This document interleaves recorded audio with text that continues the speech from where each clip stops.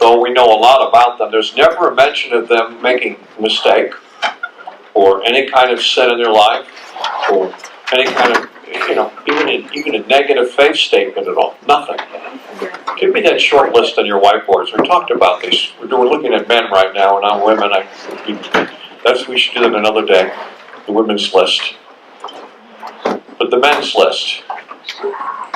Seemingly blameless servants. You can't use Jesus. That's a given. We know that already.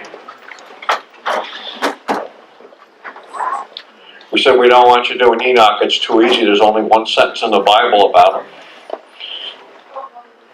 Enoch walked with God, and Enoch was not because God took him. Well, that's pretty easy to get a good report card when you only got one line. But men we know much about. Let's see. Hold your boards up when you give me that short list. Let's see. 2 out of 3. That's pretty good. I see Joseph in the very back. Let's see, what do you got there, Russ? Okay. Daniel, Solomon, Joseph, 2 out of 3 again. Let me just show you why I do this thing, 2 out of 3 here. Look at Patrick's here. He says, Joseph, yes, blameless and an amazing servant of God, served in prison, served as a slave, and then served as a second ruler in Egypt. And he served his father before that. His father sent him out to check on his brothers, and he faithfully did that. And there's no record of any fault with this man at all. An amazing servant of God. Same with Daniel. Job was an incredible servant, but he got so negative over the things that happened that he cursed the day he was born. You can't... And then God rebuked him at the end of the book. Several chapters he rebuked him. So he's a 2 out of 3. Who else had one? I saw over there. What do you got there? Hold them up for us, please. Please, yes, yours. Okay, let's see what you got there. Daniel and Joseph and Samuel. That's a 3 out of 3. You got them all. Okay? Those 3 men. And one of the characteristics you see in all 3 of them, in Samuel's remarkable that he served as a king, as a ruler, as a prophet, and as a priest. So he's the triple servant, and blameless, and for many, many years. He lived to be an old man, served from his youth, actually from a 3 or 4-year-old. So, just some things about servants here, because you get busy with the prophecy and what's going to happen and this and that, and forget what an amazing servant that Daniel was, and he's an example to us. So, he who is not a good servant will not be a good master. That's a quote from Plato. Now, someday you will be a master in the kingdom of God, in the millennial reign, and so to be a good master now is your turn to be a what? A good servant. And of course, people who lead, the people who do the best job of leading have a servant's heart. That's what makes a great leader. So Plato was correct. He who is not a good servant will not be a good master. Just a few more quotes about serving here. Helping other people can be a cure, not just for those who are in need, but for your soul as well. More blessed is it to give than receive. Those are the words of the Lord Jesus. From Mother Teresa, not all of us can do great things, but we can do small things with great love. If you do small things with great love, you will change people's lives.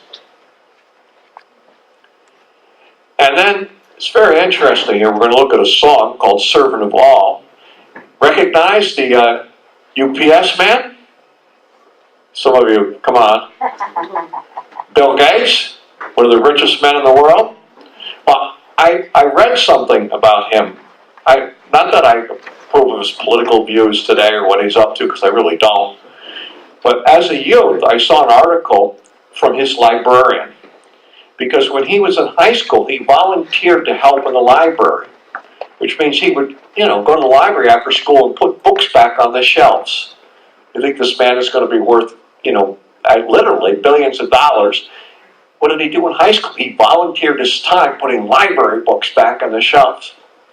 Oh, he first was a servant, so he was the nicest kid. He helped with everything. He was so sweet. Who would know?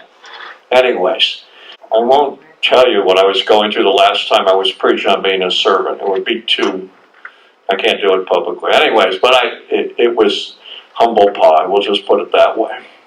Okay. Now, looking into the word here, I'm going to look at some of the things that you students often don't see, but a teacher does see here. A little background here. Okay? In studying different manuscripts, sometimes if some of you just picked up a commentary and read things and you saw the quote, you wouldn't know where these things are coming from. So I'm going to give you a little background here. How many have heard of the Dead Sea Scrolls? Okay. I hope you don't think they found them floating out in the Dead Sea. All right, okay. So just a little background, because they're going to actually compare them to some of the documents in Daniel. Okay, because in the Dead Sea Scrolls, there were copies of Daniel from about 200 BC, and they're compared to the oldest ones they have, and we'll look at that. So, just to understand where these things come from and how they're quoted historically, so when you see a reference, you realize they're talking about the Dead Sea Scrolls. In 1947, a Bedouin shepherd boy named Muhammad Ahmed Hamed, is close enough, but he had lost a goat. And the story goes that he took a rock and he threw it in a cave just to see if there was something in there. Here's this crack. As it turns out, it was close to nightfall, and he didn't have time to go look in the cave. He had to get back home. But he was hoping to find treasure. So this is the first cave. I'm pointing with my pointer here. That's the first of the caves known as where the Dead Sea Scrolls were found. You can see why people don't go wandering there. And this is the Dead Sea. How many have been swimming in it? You've been swimming in it, Pastor Moore? Yes, great place to go swimming. You float. You just lay back. I know, it's wonderful. But it's surrounded by desert. I don't know how a goat could survive in such a place, but this is how the story is. This is what really happened. So here's what I'm going to show you what they actually found here. These are some of the jars they actually found in the first cave. Clay jars that look like that, and they investigated them, and these are, you can actually see these on display. These are the jars they found in what they call Cave 1. So if you see something that says Qumran, that was the community that they believe put these scrolls there, and it says C1, it means Cave 1, because they found things in, I think, something like 14 different caves, somewhere between 12 and 14 different caves. So this is what they found in the cave. And they have these clay jars. Inside were scrolls made of leather wrapped in linen. And some of them were 1,900 years old. And it just went back. They found a copy of Isaiah the Great, and we'll look at that was 1,000 years older than anything else they'd ever seen. So this is how they were stored, and actually preserved for nearly 1,900 years. You're looking at a copy of Isaiah. They pulled this thing out of that jar. Normally when they find ancient manuscripts, they find them in pieces, and they play jigsaw puzzle, trying to put things together. But they had a complete scroll of Isaiah dating back to somewhere between 100 and 200 BC. That was the great treasure of the Dead Sea Scrolls. The most ancient, what they call extant. You ever heard that word extant? Means they actually have a copy of it, a complete copy. They have of Isaiah going back that far. And this is the story of, how it became famous. This is what they actually did when they first found it. They rolled it out and began to read the thing and see what was on it. By the way, the Arab boy who found it sold it to an artifact dealer for probably a few dollars, who sold it for a few $100s to a professor. Today it's worth millions of dollars. That boy did find millions of dollars of treasure, he just didn't know it. He knew what he had in his hands and held on to it. His dream of, he finds this jar, maybe it's treasure. It was treasure. One of the most valuable manuscripts in the world, but didn't know that. There's, in November of 1947, one of the professors to first purchase one of these scrolls said, "It may be that this is one of the greatest finds ever made in Palestine, a find we will never much hope for." Now, just where if you want to see them, and this is back before internet, this is back before cell phones, this is back before digital anything. They just took pictures of these things and sent them to experts to have them analyzed. And someone working at the American School of Oriental Research in Jerusalem photographed the scroll and sent it. His name is John Travers. He then sent it off to Johns Hopkins University, not for medical research in this case, but to, because there was a Dr. W.F. Albright, who was considered the American authority on archaeology, and for him to look at it. His response, now, this is it today. That's Isaiah. They took the scroll, they built a museum for it in Jerusalem, and they rolled the scroll out like this, put it under dim light so you don't harm it. So I've been in this museum, you walk around and you go, oh, there's Isaiah. But it's actually kind of boring because I can't read it or anything. It's all in Hebrew, which is written, if you've ever seen Hebrew, Hebrew is an animal of itself, and it's from right to left, and they don't often know periods and no spaces between words. It's an interesting language to read. You have to be, you have to have the right kind of egghead to do this kind of stuff. Let's just put it that way. But when you hear someone say, Qumran manuscript, it's Dead Sea Scrolls. They say C1, C3, they're telling you what cave they found it in. And actually, in the first cave, they have two. They have Isaiah 1 and Isaiah 2. They found 2 copies of Isaiah in the first cave. But one of them was in one piece. Roll it out and read it like it had been written a few years ago. The other one they had to piece together. So this is on display. Here it is. You can go visit it in Jerusalem. So when I make a reference to it later on and you see it, and if you're reading, commentaries, and they say, well, they found in the Qumran, or the Essene community. That's the people who wrote these things, or stored these things, or copied these things. They are what we call, in contemporary English, Dead Sea Scrolls. By the corner of the Dead Sea, they found them in caves. Once they found one and realized there was some money in it, the shepherds went hunting and found scrolls in many other caves too. Once they realized there was a few bucks in the thing, then they went scurrying and found all kinds of interesting things. So, you see, that's the museum. It's where you see it. It's kind of strange-looking museum, but it's called the Shrine of the Book. And they did not only find Isaiah, they found parts of Daniel, they found many other books in the Old Testament, but in pieces, parts of them, and other manuscripts too. But to get a complete copy of Isaiah that dates back to 100 to 200 BC in one piece, just open it up, read it, was the treasure of the Dead Sea Scrolls. Okay, let's see what I have. Yeah. So, the oldest Hebrew texts are exhibited in Israel's Museum Shrine of the Book. Now, I'm going to leave that, and now we're going to go to something where I actually quote these things a little bit. Just so you get a little understanding of this.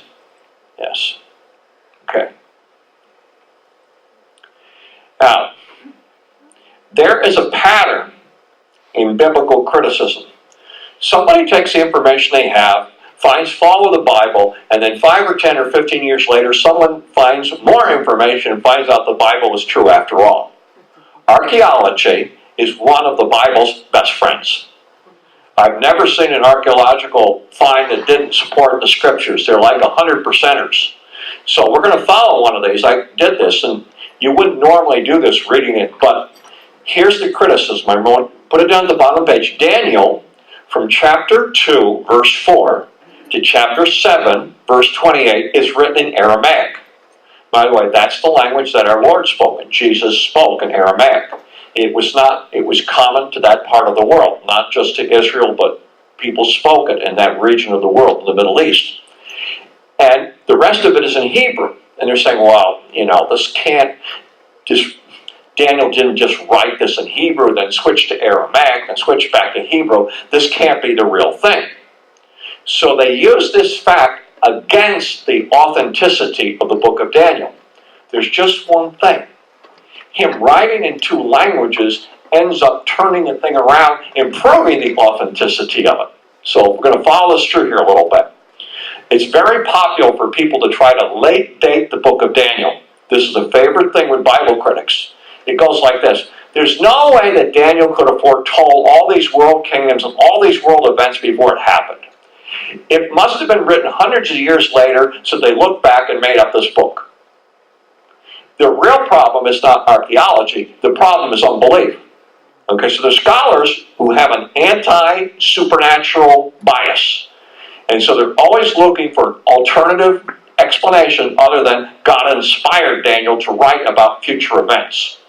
So, they use this fact, oh, this is fishy, it's in two different languages. You switch languages and you switch back, it can't be real.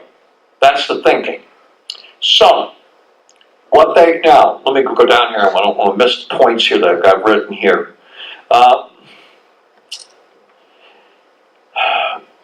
What they say is, they like to say that there's a school of critics that do this. They say it was written around 200 BC after some of these events happened, or many of them happened. But there's a problem with that. It has to do with the language itself, the Aramaic and the Hebrew. Now, do languages stay the same or do they change, folks? They change over time? Could you imagine if you could talk to someone living 200 years ago and say, oh, I can't find my mouse. Where is the thing? You look at mouse? You have a mouse in your house? You have a pet mouse? Yeah, I use it with my computer. A what?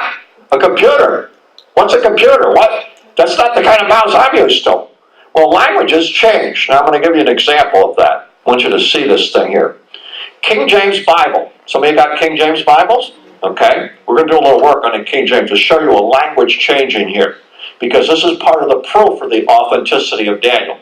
It's written in 1604, which means it's over 400 years ago. So let's look at a passage here.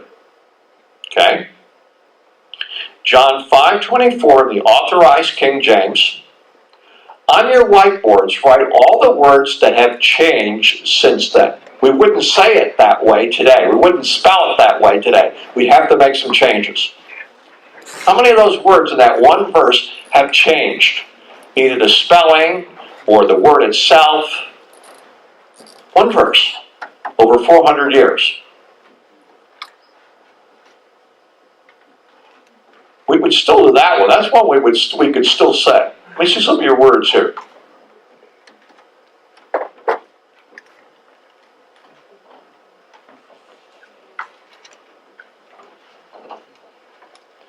Okay, verily, verily. I'm saying I can read how far back there. Paul's got 4 of them there, but I can't read them from here. Okay. Unto I say. All right. Let me ask you something. Would you say to your son, verily, verily, I say unto you, unless you clean your room, you're not going to the movies tonight? No, you wouldn't say verily, verily anymore. It's out of date. It's 400 years old. Well, there's a few others here. I did it in red this time, the ones that I picked out. Verily, verily, you would not say. You do not talk to people and say, I say unto you.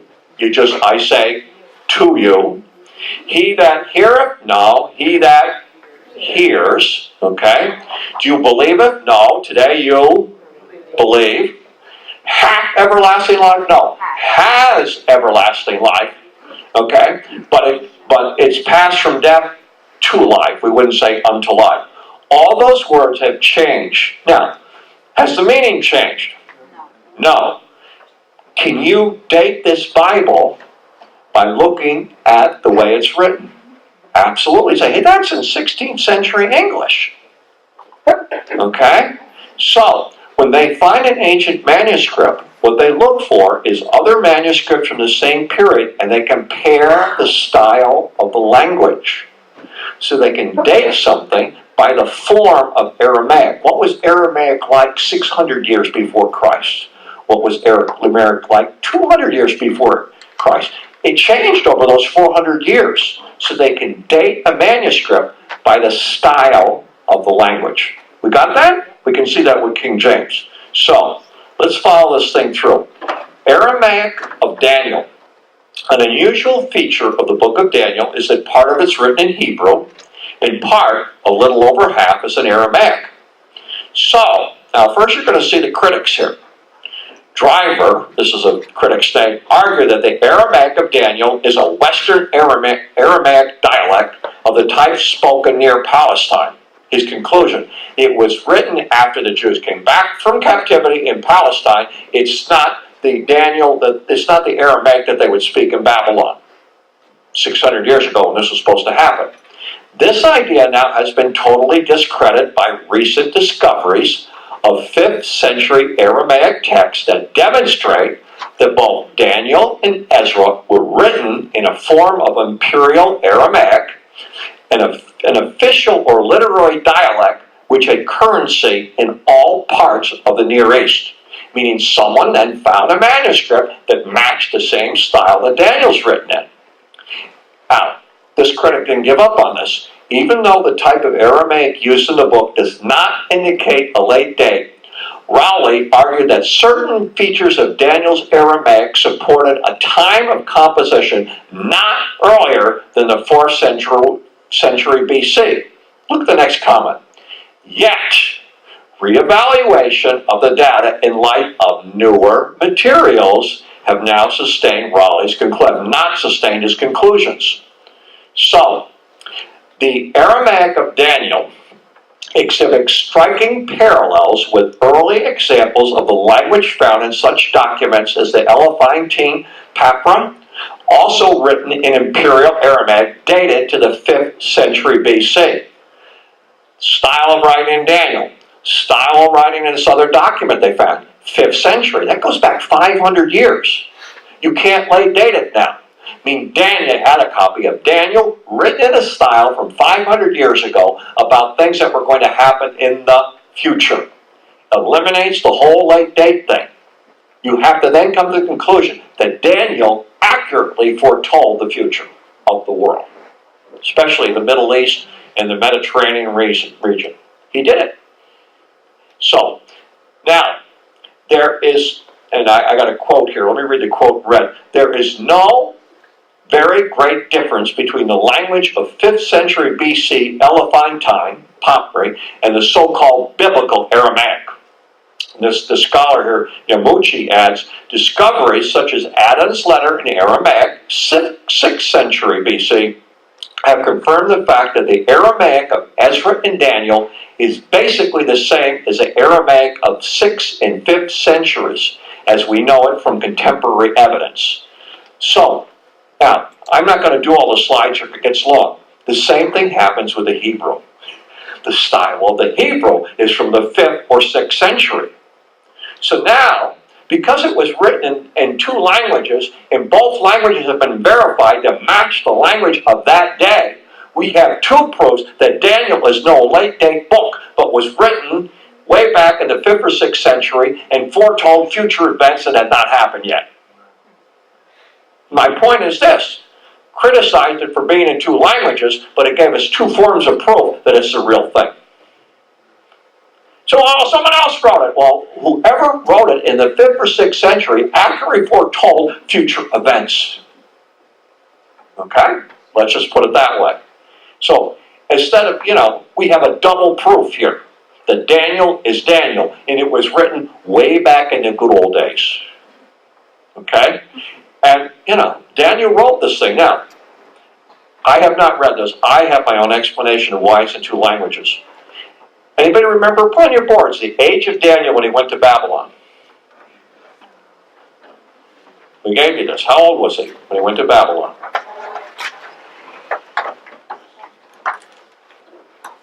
Okay, I see 14, 16. Okay.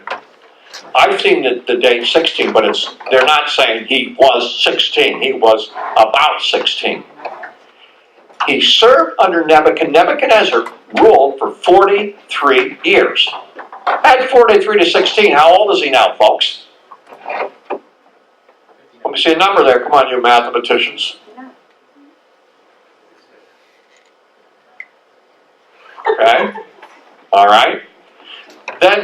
went through a series of kings quickly because they kept killing each other.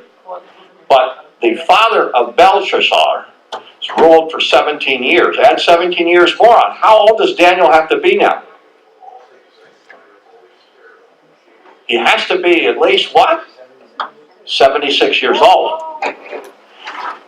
I do not believe Daniel wrote all of this at the same time.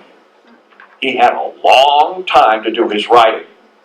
And then he did, when he sat down to write, he was inspired to write in one language at a point, inspired to write in another language. I don't see, if you wrote as a 16-year-old and wrote as a 76-year-old, do you think there might be a few differences? That's Pastor Handel's theory on the thing. And so he lived a long time, and this is what he wrote. Both languages were in use. He knew Hebrew as a boy. Aramaic was the language of the empire he was in. He wrote in 2 languages. But what it gives us is he wrote in 5th and 6th century Hebrew, in 5th and 6th century BC Aramaic. Double proof that the book is authentic.